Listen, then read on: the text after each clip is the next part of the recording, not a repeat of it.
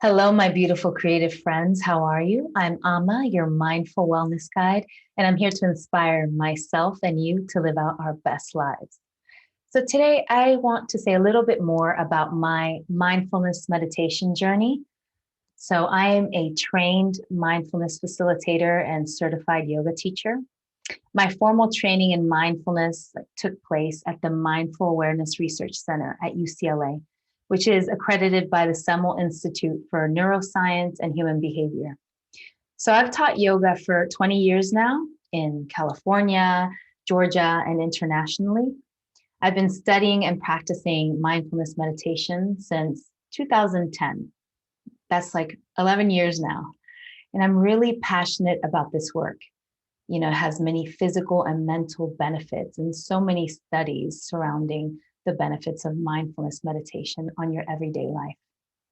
My path into this awakening awareness conscious state began long before I knew what I was even practicing.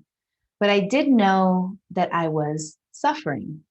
So I know suffering tends to be a really big word, but for me, it was subtle. But it was enough for me to take a look at this word suffering. Suffering in the sense that there was an uneasiness, a dissatisfaction, a restlessness that is usually associated with being young, right? With the youth. But this restlessness is really ageless. And if you don't acknowledge it and work on it, it can continue throughout your life. So these are things that appeared day to day for me, whether it was subtle or even bigger sufferings, right? That may happen throughout our life. Whether it was from like everyday stress to confusion to having to hustle in my career, or even the pressures that we all feel to be good at life, good at work, or look good, or these feelings that we get throughout our life of feeling alone or sad or fearful, feeling secluded or different, these things come up for us, feeling, that we might have so much to give the world and not know where to channel our energy or how to accomplish our goals, these feelings of despair, feelings of judgment and disappointment.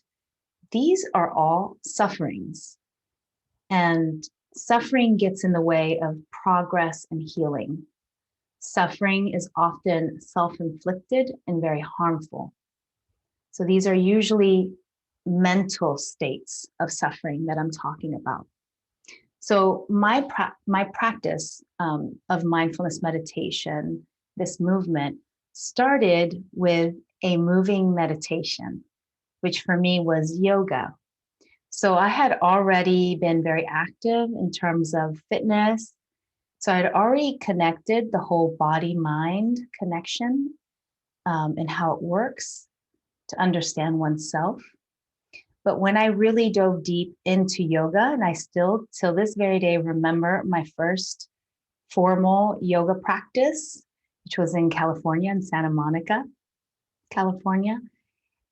It was incredible. I saw this ability to slow down and to move and obviously challenge my physical body in a way so that I could rest and sit with myself at ease.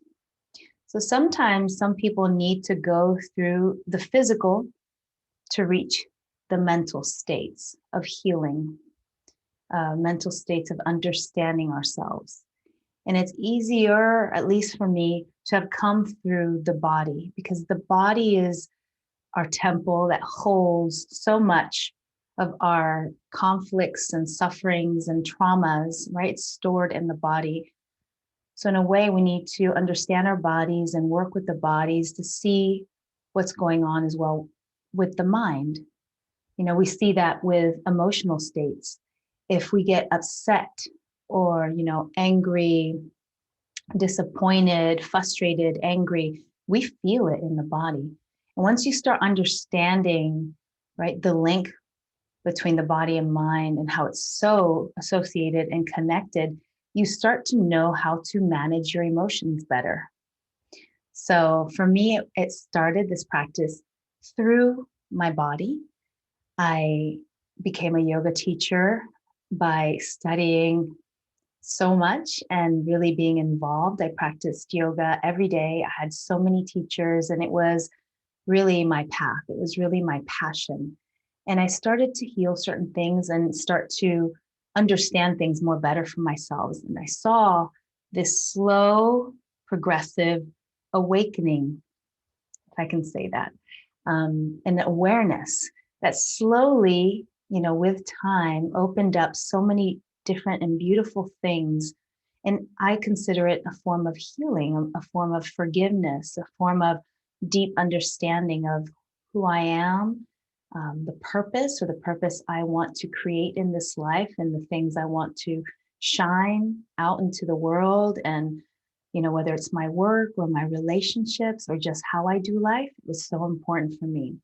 So from yoga, which I started teaching in 2001, until now, which is 2021, in between there and 2010 is when I really took mindfulness meditation really seriously, meaning I really wanted to dive into it and see all the benefits.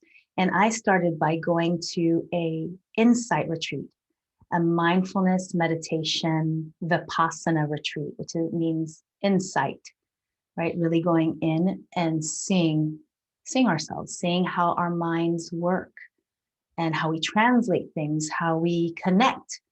The things that we see, the things that we do are all created in our mind. And there's always this survival mechanism, right, as a human that tries to keep us safe. And in the science of the mind, of the brain, it's considered the amygdala, the old part of the brain, the fight, flight, freeze part of the brain that keeps us safe, tells us when we're in danger and tells us when to flee, when to fight. And, for example, goats, they have that amygdala, and it allows them to faint when the stress is too high, so we have it for a reason. But most of the time we're not in danger. And so we need to start looking at what makes us triggered, right? And makes us, what I say, flip our lid, right? When I say this is like a brain, like this is the amygdala, this is the prefrontal cortex right here, smart part of the brain, the CEO part of the brain that makes decisions, that thinks, that creates. It's responsible for, understanding mathematics, just a smart part of the brain that also allows us to respond as opposed to react to everything. So that gap between the amygdala reacting, whether someone says something we don't like, right? Having that gap and practicing, right, a response, right? This time where we are calm and not constantly triggered is a practice. It's something that we need to develop, like everything else we've learned in our lives. And there might be a lot of undoing from past experiences and past traumas and past hurt. But I feel like you are your best teacher. And the body and the mind will indicate things once you become aware of it.